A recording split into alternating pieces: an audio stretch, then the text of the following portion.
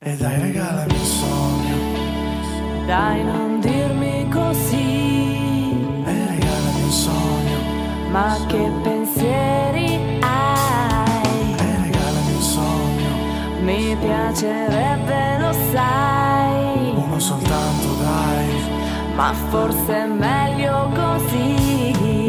Un cuore buono si alimenta con l'amore. Piace sognare, piace vivere la vita. Ma molti ancora non capiscono il significato, o meglio dire la paura di affrontarlo. Paura di cambiare, paura di poter perdere, perché non dirlo? Paura di restare soli, c'è chi vive in bilico, preso dalle sue scelte, a volte giuste, sì, ma a volte anche sbagliate. Chi ama veramente, no, non sbaglia mai.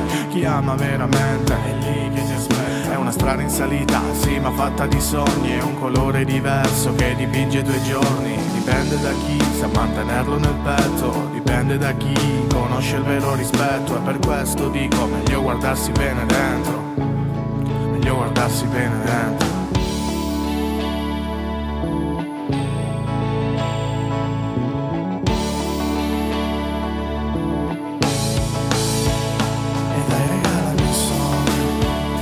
Dai, non dirmi così. E regalami un sogno.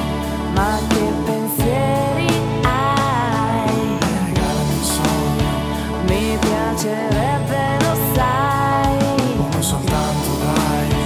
Ma forse è meglio così. Dai,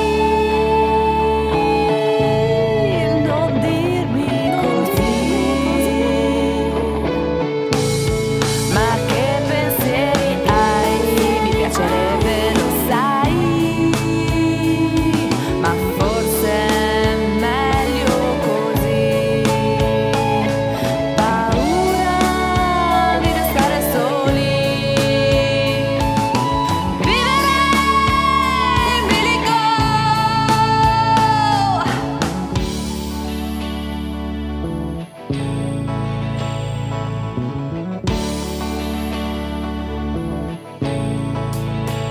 E dai, regalami un sogno. Dai, non dirmi così. E regalami un sogno. Ma che pensieri hai? E regalami un sogno. Mi piacerebbe, lo sai. Uno soltanto, dai. Ma forse è meglio